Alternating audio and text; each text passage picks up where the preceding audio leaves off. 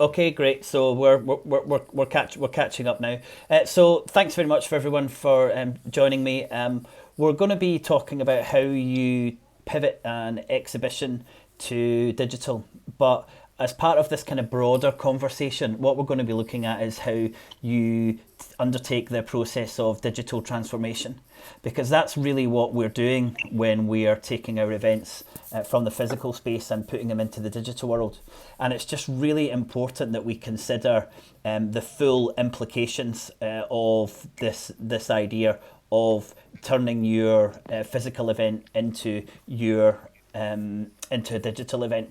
So it's really, really important. We're going to try and cover that as much as we can, this idea of digital transformation. So we'll be covering kind of the processes and procedures and also some kind of cultural aspects when we're moving from physical to digital. Now, obviously, a lot or the vast majority of event organisers are really used to organising physical events, and we're asking them to do something pretty different when it comes to the online world. So we're going to be covering as much as possible. My name's William Thompson. I'm the MD of Gallus Events, and thanks so much for joining us. And I'd just like to welcome now Ray Bug, and I'm going to get his face on screen.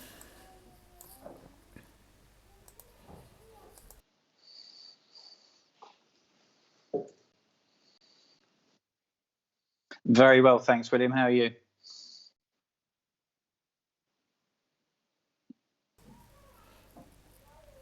Okay, great. Yep, welcome. Thanks so much for joining us. I thought the first thing you could do is just tell us a little bit about Digit, your events company, or part of what you do is, as a media company and your events. And if you could just tell me what you're planning to do over spring, that was very different from what you were planning to do a few months ago.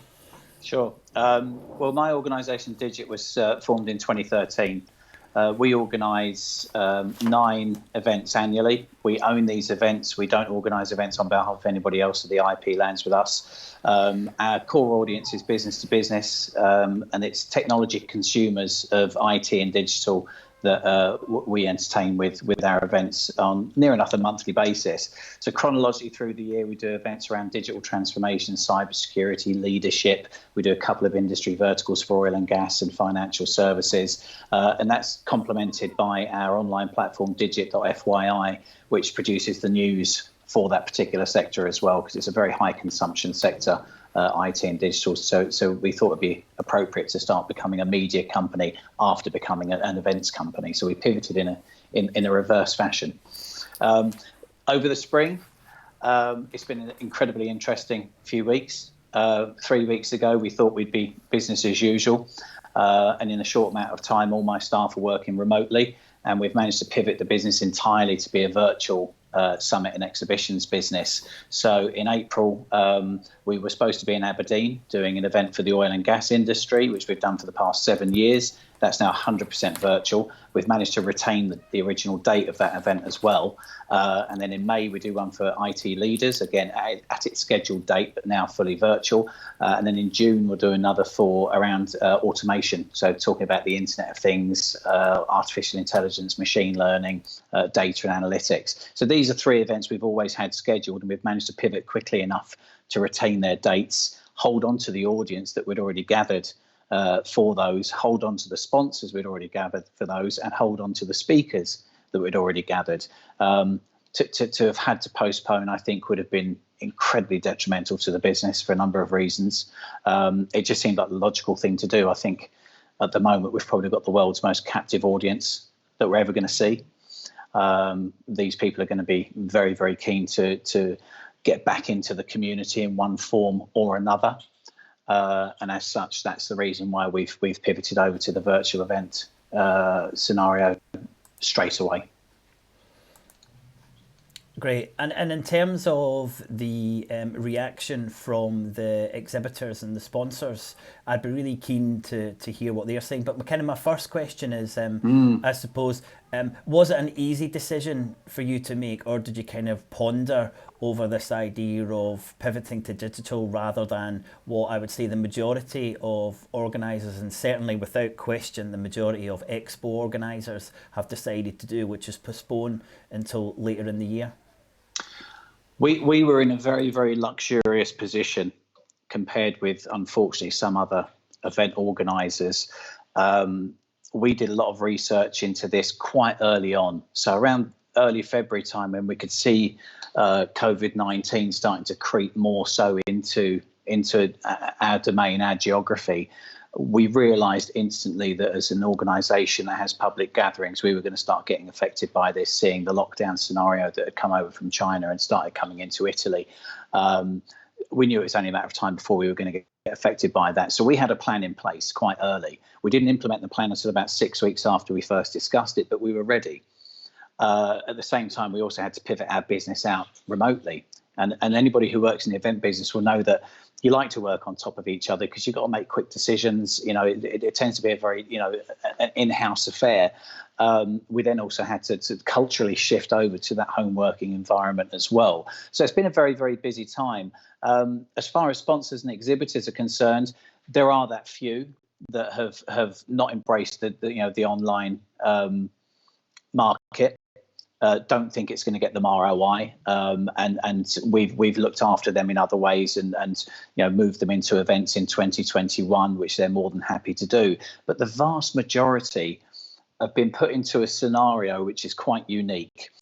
As far as sponsorship is concerned, a number of organisations will create lead generation from events. It actually forms a very large part of quality lead generation for companies that use exhibitions and events as a business model to generate new customers.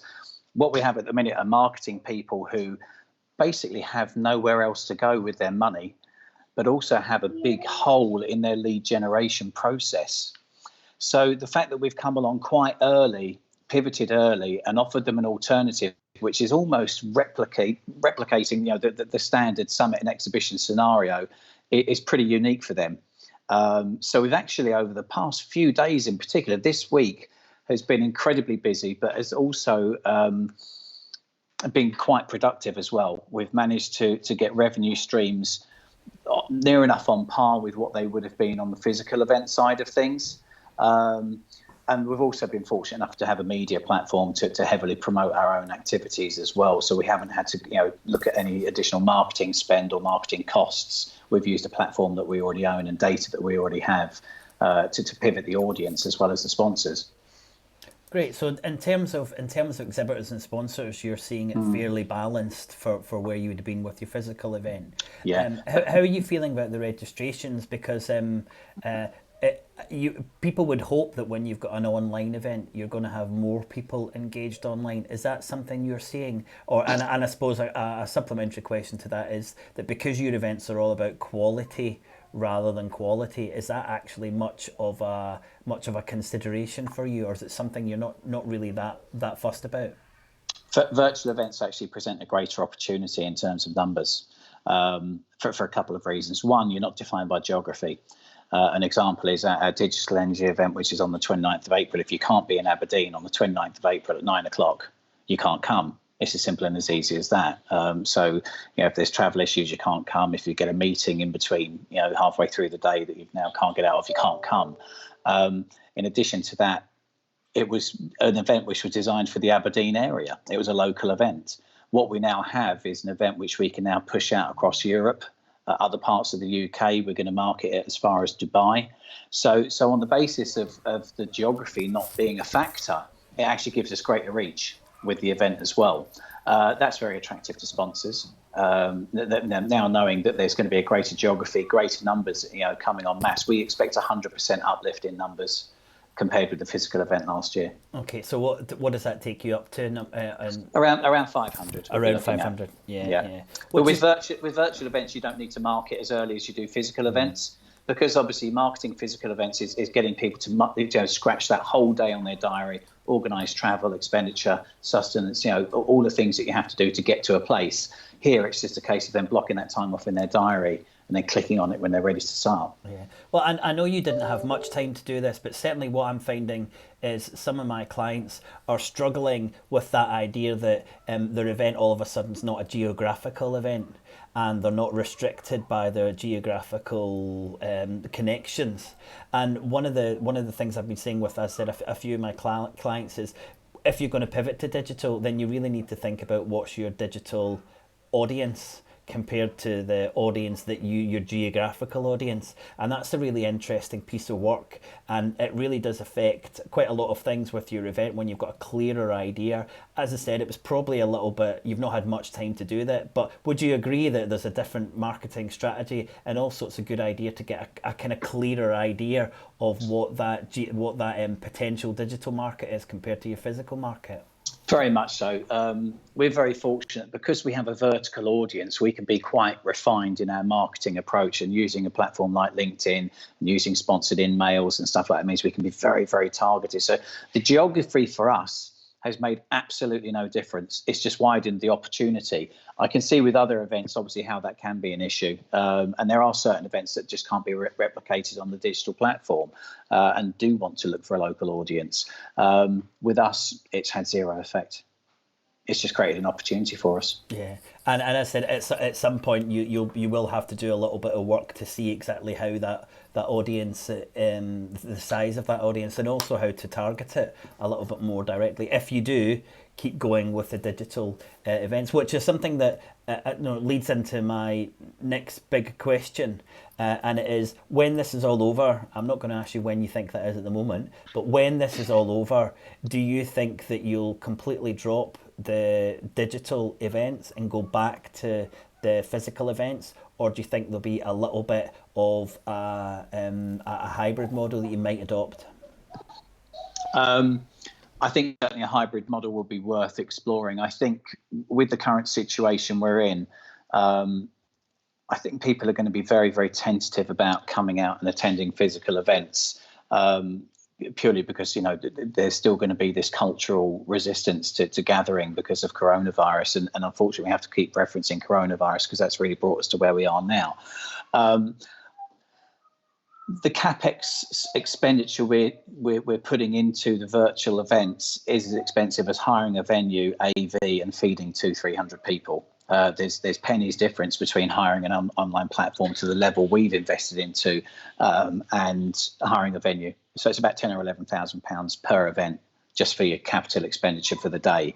So it's pennies difference. If we could work revenue streams accordingly and create new sponsorship models that would underwrite the use of a virtual platform in partnership with the physical event, I think it's certainly worth exploring. And again, it's because of that geography element. Again, you can widen your pool, you can widen your audience. If you look at the attrition rates of events, for us to get 300 people in a room, we've had to take 500 registrations over the life cycle of the marketing process. And you'll lose, 100, 150 pre-event cancellations, people leaving their jobs, not well, having meetings, something else has come up. And then obviously the on-the-day attrition, which fortunately for us is quite low. It's only about 10%. So what we now have is all of that data able to attend because of the virtual platform, whether it's in a drop-in, drop-out process because they've got a meeting in between.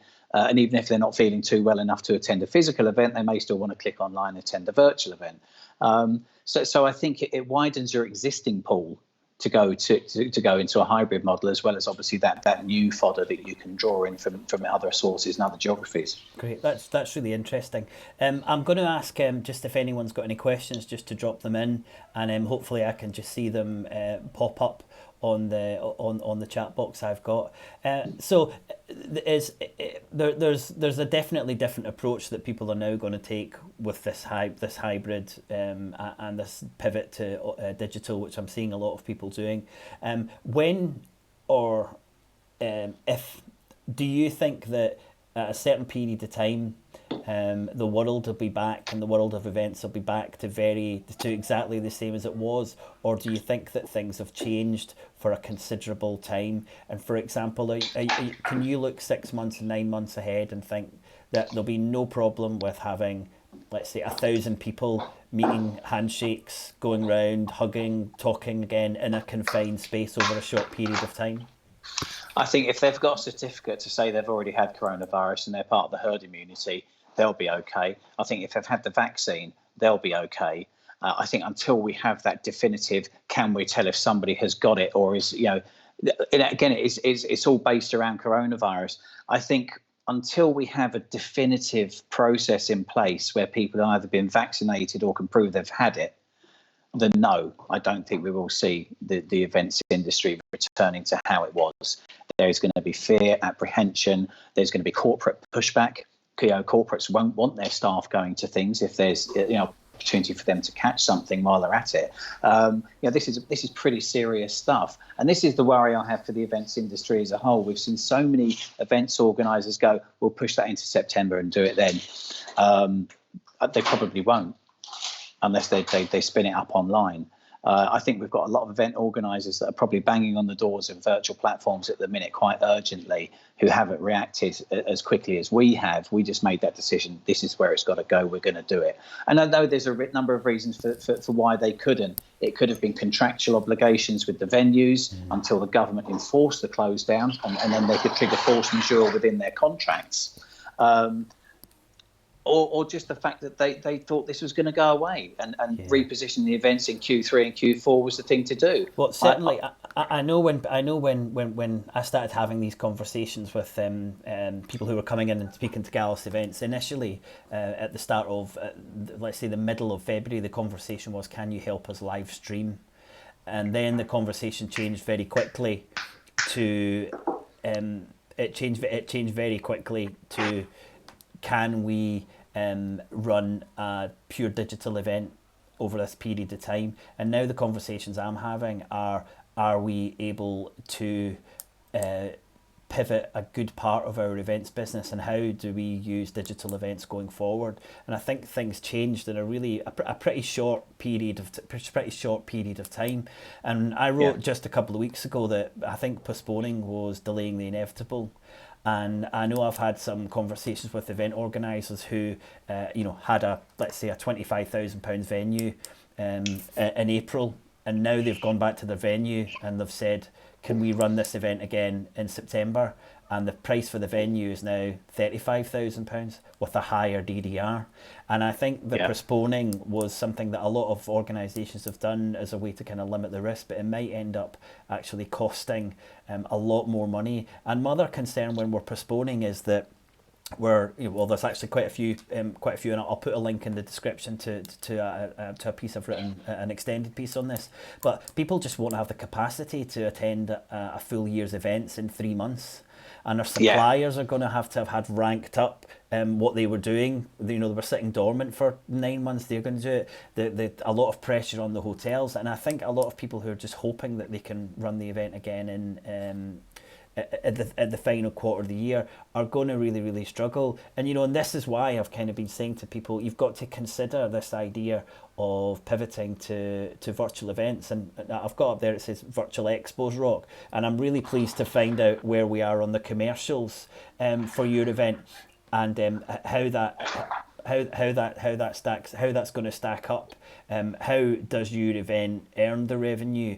And without obviously going into too much of the financials, you've said that you're expecting the costs to be round about the same because of the paying for the platform. But how do the commercials work for your event in terms of the revenue base? Well, with the platform we're using, you have a virtual exhibition floor, which looks exactly the same as a real exhibition floor.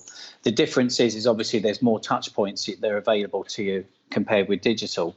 So people can request more information at that virtual stand. They can download white papers. You can spin up live web chat. You can do text chat, audio chat, spin up a one-to-one webcam. The platform allows us to do push notifications, sticky notes in real time to the delegates that are there. We can incentivize people to go to exhibition stands through treasure hunts and a bit of gamification, having a leaderboard where the more activity you undertake at that event, and the more stands you go and see, you accumulate points and win, a substantial prize at the end of it. So we're trying to sort of add these little palate cleansing elements into it as well, so people can have a bit of fun. But I think at the minute there is no better time for organisations to get into the virtual events market, simply because people have got nowhere else to go. That's the simplicity of it. People aren't going to say, "I'm only going to go to an event once I can mingle with humans again." They're going to be looking for an alternative now. I agree completely, and it's really interesting to see at the start of this conversation you were saying that sponsors are looking and exhibitors are looking to get to market because so many events are not happening. And I've heard this from another couple of organisers, and someone who runs a big event in the States said they spoke to the one of the sponsors about the physical event and they weren't interested. And then now they've gone back to them. Actually, the sponsor has come back to them and said, "Oh, now that you're digital, I'm interested." And he said, "It's not just that we're digital; it's because there's no other events happening that they've come back to us." And I would really encourage anyone who's running a digital expo to get on the phone and phone people who you think are going to say no, because they're probably, as you said, Ray, probably struggling to attend.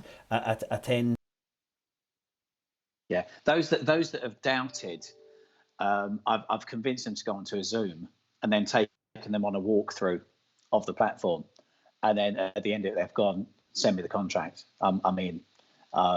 It's as simple and as easy as that. Once these people see it in a live working demonstration format, what's received is completely blown reality. Well, what I'm going to do, I'm going to add a link to the presentation that you sent me in the description, so that people can have a link at that presentation and they can see the platform. But do you just want to give me a couple of minutes on the process when you decided to take this event digital? You started looking for a platform. How have you ended up with the platform you have? And do you want to tell us a little bit about what the platform is and what you think it does that makes it a good, certainly the best choice for you, or maybe a good choice for other organisers?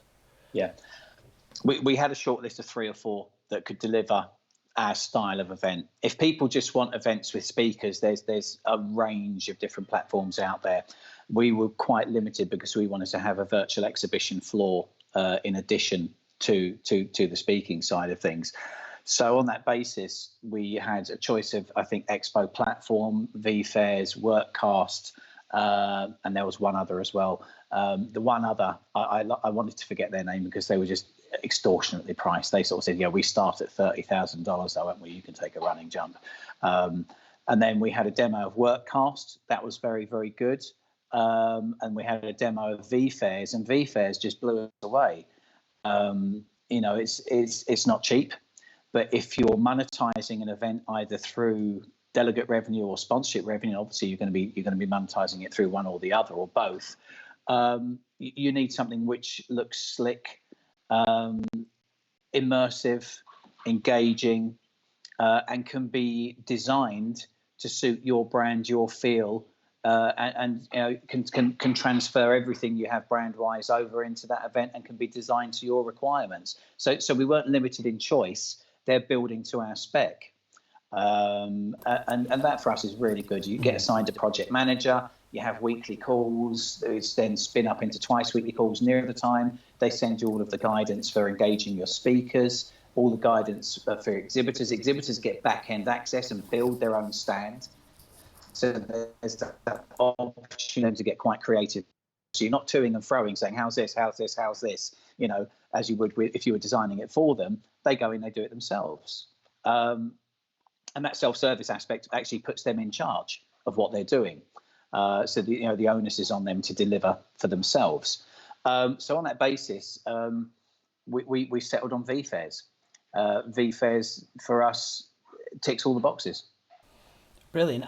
When I've been speaking to some of my clients, I've been saying to them that there's a whole host of different platforms you can use, but certainly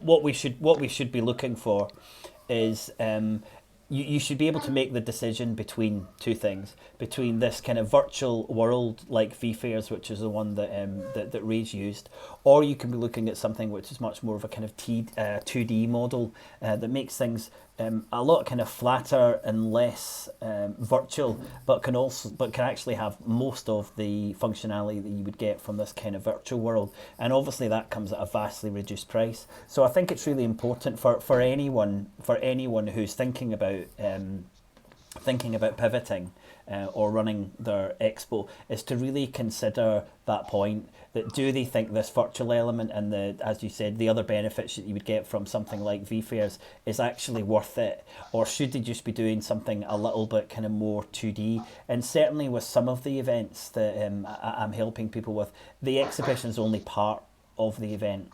it's not the event, you know. So like I know you've got brilliant content that runs alongside it, but the connections part of your event is really, really big. And I would certainly say that for a lot of events, it's just to have kind of the booths, and the 2D aspect works well. But for fairs and expos like yours, I think you've done the right thing in going to this world. Did you have that thought, and we could do this cheaply, or did you think I've got to do this as best we can? Yeah, we could have done it cheaply. I think if we'd done it cheaply, we'd have fallen flat on our face. I think if you don't invest a similar amount into this as you'd invest into a venue, then don't do it at all. People have expectations. User experience, customer experience is pivotal. You want people to come away, with their minds, blown by what they've just come out of. You want them to ensure that this has the functionality which replicates the same delegate experience in a physical format and more. So for us, to invest that bit more, and it's a risk for us, like every events business, we were looking at ourselves and looking at our cash pot and sort of going, how long have we got? How long have we got as a business? Because in the first couple of weeks of lockdown, we lost 35 grand or £35,000 in PO pending revenue.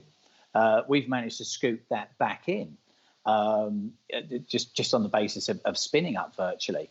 But for us, it was a do or die decision.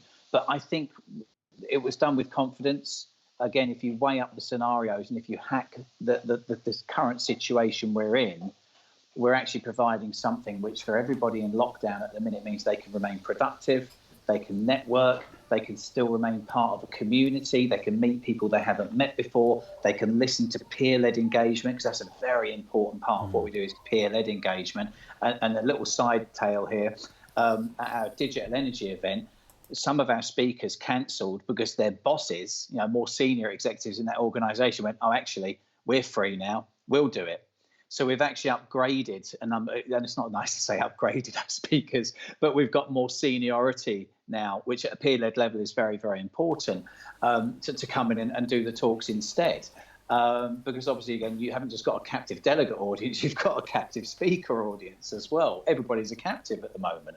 And I think literally a captive at the moment. Literally a captive, yeah. And that's the positive of this is the fact that we're not going out and hunting for people. We know they're there. We know where they are. We know what they do. We certainly know that, after a month, and when we deliver Digital Energy on April the 29th, we know that it's going to be over a month of lockdown that everybody's had to endure. And it's been the same routine, WebEx, or Zoom with the colleagues and, a phone call with this person and that. But have they attended any events? They might have attended a webinar, but that webinar would have been very sterile compared to that conference environment that they're all used to. So for us, no brainer. Great. Well, and it's really good that you're positive about this, because when I've been speaking to some of my clients, some of them feel like they're pushed towards this because they can't run a physical event, and some people are feeling pulled towards it because they're actually thinking, hey, do you know what? There's a lot of things that we can do with the digital expo that we can't necessarily do, and I certainly think you've one point already is that you can widen the net for your attendees. Perhaps doubling how many people are going to register, and that's great for your exhibitor or your sponsors. But was there anything else when you looked at the platform, or when you kind of thought about this event in the digital space and thought, actually, this is really good? We just can't replicate this type of thing at a physical event. Yeah, because our event's going to last for 31 days. So we deliver live on the day, live presentations, a live format, a live agenda. But then the event is available entirely on demand for 30 days post-event. So those who actually can't get to the event for one reason or another, or want to revisit the event to recap on certain talks, can do so, because the whole event is recorded. It's on demand for 30 days. The exhibition floor remains live for 30 days as well. So there could be additional leads coming in for our sponsors and exhibitors. We have to disable the live chat function on the stands and the live chat function within the event as a whole in the on-demand scenario. But there's still the opportunity for people to visit, listen to the speakers. There's a chance for us to harness more data as well. As an event organizer, there's additional data opportunities for us to get more people onto our data lists by having it on demand for 30 days as well. Yeah, that's really important, and I think that one of the benefits of having a digital event is that it doesn't last for this kind of finite amount of time that your physical event does. And I think we have to be we have to really think about what we can do with that content once we've captured it, because it's in the digital space, and there's a lot of things that we can do with that with that content. I'm going to come back to the expo just towards the end, but what I would really like to kind of cover now is this idea of digital transformation. And as I said at the start, you've pivoted these events, and it'd be quite easy for a business if it was just moving a venue, but the processes that need to go into place, and also the kind of support system to turn an event into a digital event, is really different from the physical space. And again, when I'm speaking to the clients I'm working with, it's to try and get them to think about this as a digital transformation, rather than just pointing a camera at some speakers and putting it up into putting it online. How do you feel about that? What steps did you take, and were you initially concerned that this was a big jump for the staff that you have? The staff have been absolutely brilliant. It's pretty much the same as what they do, just differently. If that sounds logical. It's a more granular approach to using a digital platform. You've got more processes that you have to apply. Speakers will turn up, plug in their flash drive, download their presentation, get up and speak and get down again. Now what we have to do is get them to pre-record so we can do a hybrid presentation. We have to make sure they're there on the day. We have to spin them up and make sure they're on the platform 15 minutes before their presentation ends, so we can then bring them in for Q&A. So it's very much like a studio type feel of actually doing a broadcast, more so now than it is to putting on a physical event. But I think the elements are very, very similar. And I think the skill sets within the physical event organisers are quite easily transferable into the virtual model. But then again, we also have a virtual model where we get a project manager assigned to us from within the platform. So we have got that hand holding going on and a lot of the building going on from other people. I think a lot of event organisers are going to go onto what we call self-service platforms and build it themselves and create it themselves. That could go one of two ways. Because clearly, if you're doing this thing live, you've got to get it absolutely right. We've invested more to make sure we've got that hand holding alongside us. One thing I wanted to just double check, because someone's put this in the comments, is a rough idea of price. But what you said was that the platform's costing round about what it would cost for the physical event. However, and correct me if I'm wrong, if your exhibition was 10 times the size of this as a physical event, so say you had 2,500 people, your digital platform's not 10 times the cost of what you're paying at the moment. So as the event gets bigger, relatively speaking, the digital event becomes cheaper. Is that fair? Yeah. I'd agree with that entirely. The platform we're using normally has a 6-week turnaround. Because we demanded a 4-week turnaround, we had to pay a small surcharge, which actually we were happy to pay, because it was, if they weren't delivering it, we were cancelling it to another time. So we wanted to keep the date that we had initially done and invested a bit more. So the final cost for us was around 10 grand. For this single event. The venue we use, we're based in Edinburgh, so venues aren't extortionately expensive. They're not comparable to London. London venues are probably twice what they are in terms of cost and DDR than Edinburgh events are.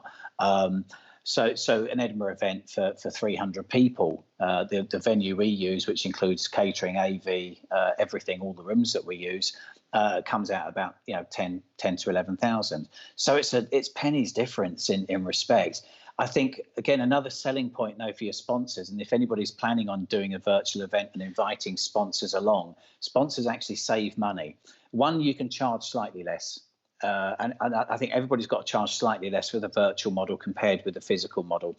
But what you can say to your sponsors is, you don't have to travel, you don't have to book hotels, you don't have to pay for meals, you don't have to have an extortionate bar bill, which you all do when you go away to these events. You all go out and get absolutely hammered. You haven't got to produce collateral, signage, pull-ups, giveaways.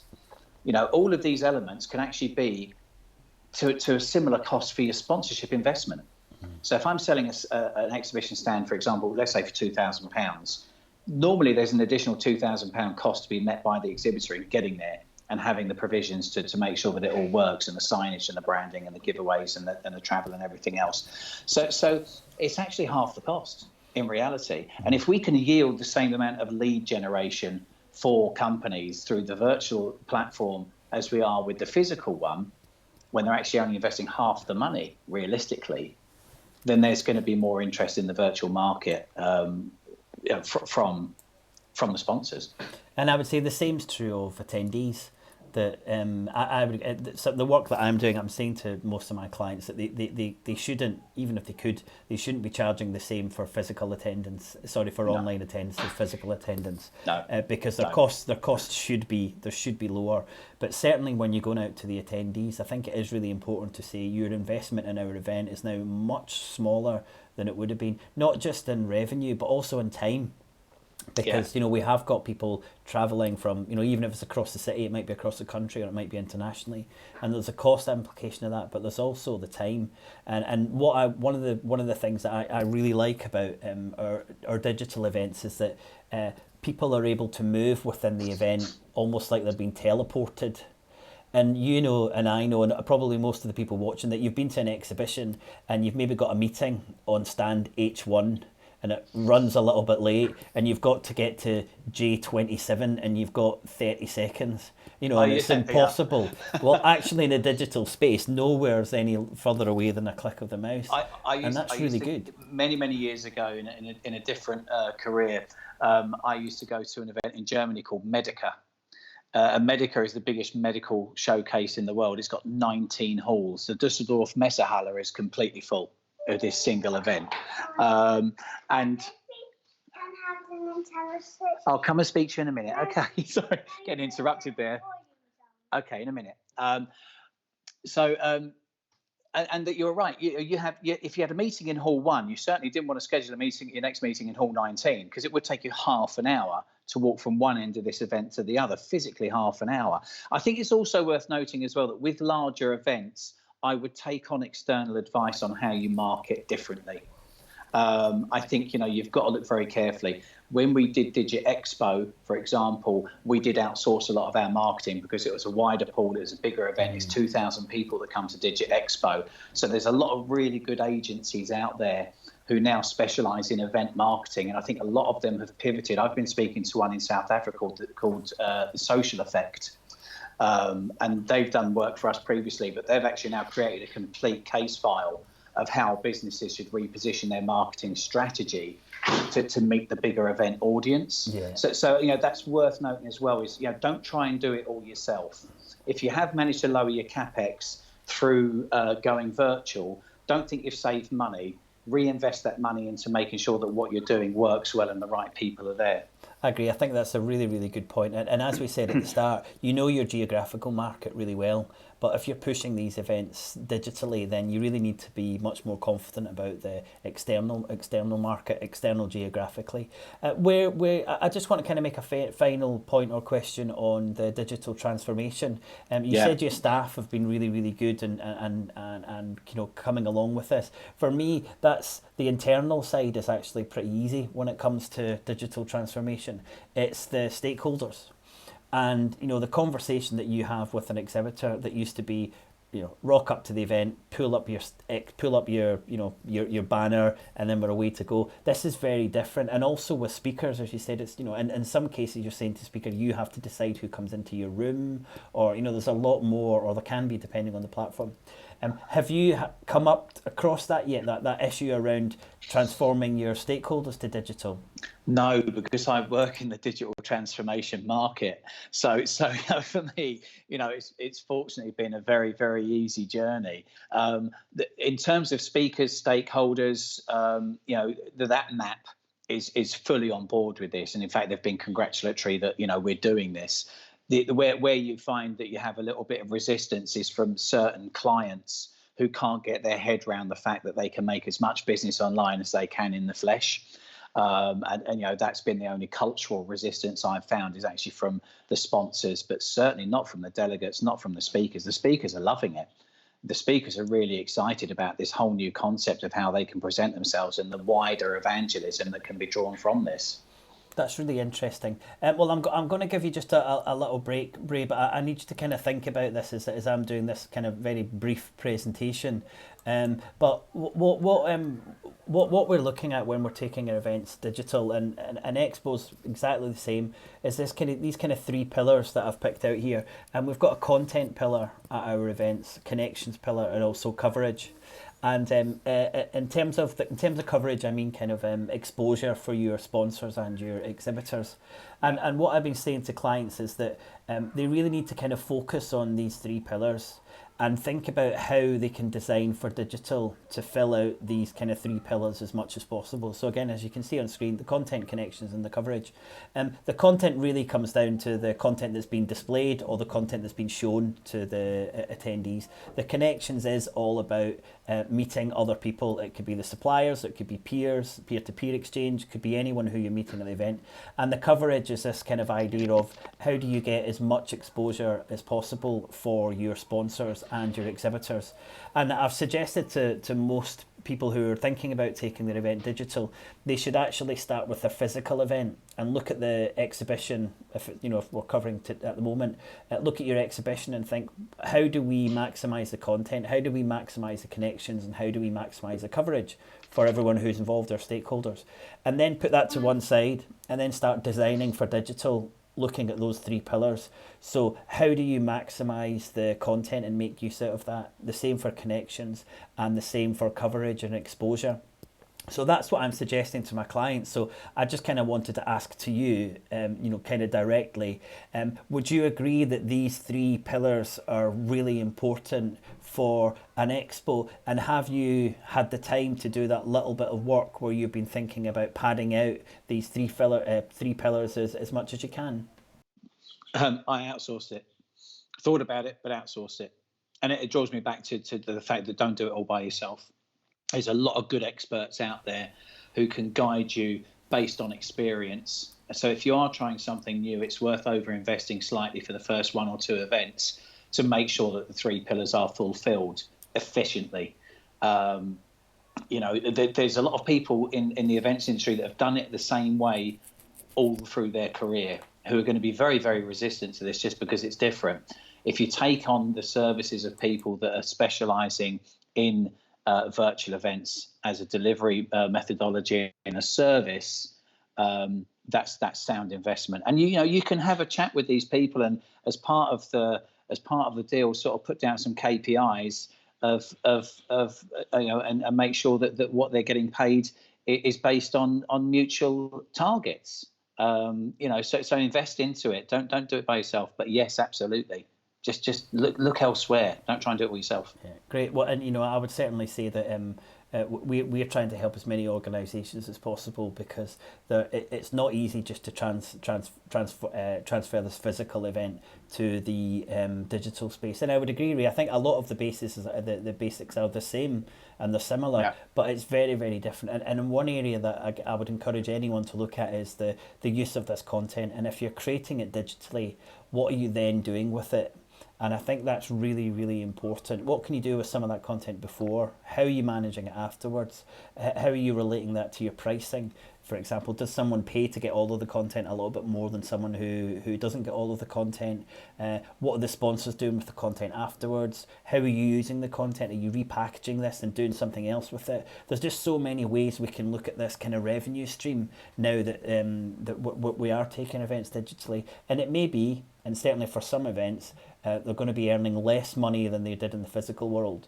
And I would certainly say to anyone watching this, if you're looking at your event and you're thinking, I'm now digital and I've lost 30%, 40%, or even 50%, have the confidence that you can still earn some revenue back on that if you think about what you can do with the content and the connections and also the coverage that you can give exhibitors. And one example before I come back to you, Ray, is that I said to a client that a really good idea is, when they've got some content, is repackage it, upload it, and sell it to one of the sponsors. So the sponsor does a little introduction to the content. They have their promo, they have their logo, and then they do a little outro, and they're able to use that content, and that's giving so much more coverage to the sponsor.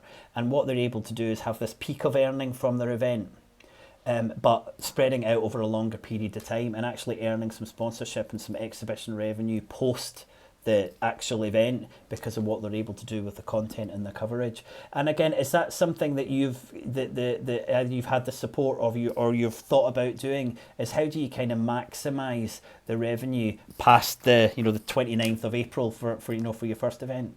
I think the experience of the 29th of April will define how we do things moving forward. At the moment, we're happy to work on the same model we've always worked on. But I think you're absolutely right. I think looking for other digital channels for that sponsors can get ROI from, coverage from, elevated brand recognition from, are things that can be monetized and things that they will happily invest into, because obviously there's traceability to that form of marketing. They'll know whether or not it works in full. They'll know how many clicks they got, they know how many views they got, and then they'll know whether or not it's value for money at the end of the day. So it's certainly something we're looking at, but for now, with the having to put everybody into a home working scenario and spin around so quickly, we are just going to have to try and replicate what we've done entirely. Plus, we already had sponsors booked on to Digital Energy. We had all 20 of the sponsors confirmed and there already. So we didn't want to culture shock them with new products and services, which one we'd have had to invest more into and probably got nothing back from because we couldn't upsell those clients. I think you're lucky that and you'll probably think no, we're not, but you're lucky you're lucky that your timeline was quite short for this event, because it's focused your mind on doing what I've been saying to all my clients, which is make your first digital event a success and deliver the core kind of value, that the content, the connections, and the coverage pillar.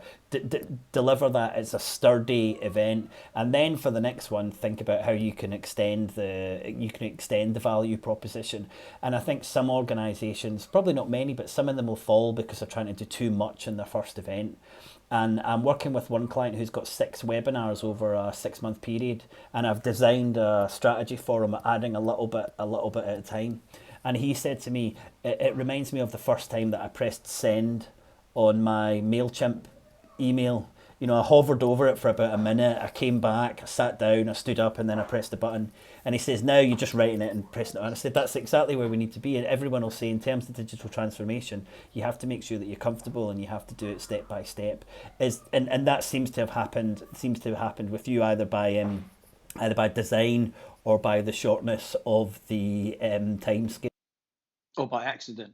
No, it hasn't been by accident. I think we're fortunate because we're long-standing with this audience. We've been entertaining this audience with events for 7 years now. We've built a community. We're online with the news. We've got a very healthy database, and with that, the fact that we've delivered quality events for as long as we have means that people are loyal, and they'll come out of loyalty as much as they will out of interest. So again, but you're absolutely right. Get it right first time. Overinvest for the first one. Chuck everything you can into it. Work longer hours. Be granular. Make sure nothing's left unnoticed, because trying to repair something on a digital event in real time is a very, very difficult thing to do.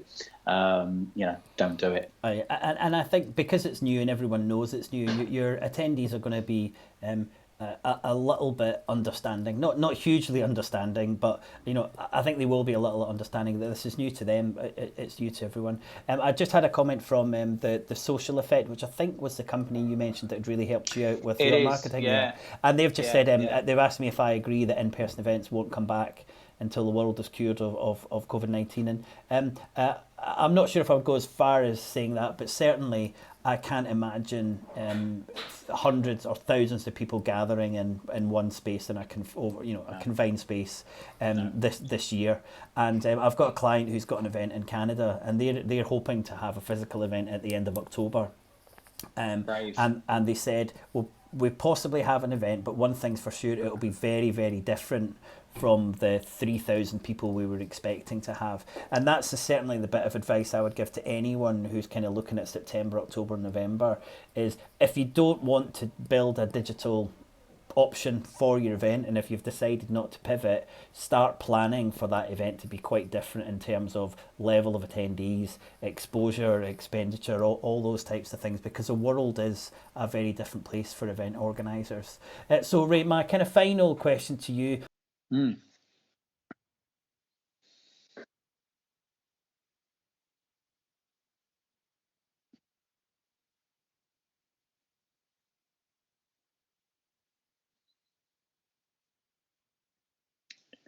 Yeah, do your homework. Don't go with the first thing that looks good. Try and break down the journey of the delegate, and I'd be very, very delegate focused, more so than anything else. When it comes to making your choices, what a delegate's going to like. There's lots of reports out there. Get as many demos as you can under your belt, so you can actually see these things working. And don't be afraid to invest into something that costs money, because these things that have been bespoke, created to recreate what it is you're doing into the virtual environment, as far as I'm concerned, is certainly worth their money. So don't undercut the prospect. It's very easy for people to click off a virtual event. People won't walk out of a physical event a lot of times. They don't want to be seen getting up and walking out. But it's very easy to leave a virtual event. Yeah, okay. I think that's really, really good. Well, I've really enjoyed the conversation we've had with you. I know that people online will have got a lot from it, and obviously we're it's going to be live, or it's going to be held on the YouTube channel for forever. So hopefully we'll have a lot more people gaining from your wisdom. So thanks so much for your engagement, and best of luck for the events throughout spring, and we'll see where you get to for your autumn events, and if you're digital, hybrid, or back in the physical space. We'll see. Lovely speaking to you, William. Take care. Okay, well, thanks very much to Ray. I hope you've got some things from that. If anyone has any extra questions, then please do just drop me a note in the comments and questions. But now I'll put as many links as I can and the things that we've covered on this hour we've had in the description below. But for me, from now, I'd like to say thanks so much for joining me, and I'll see you next week.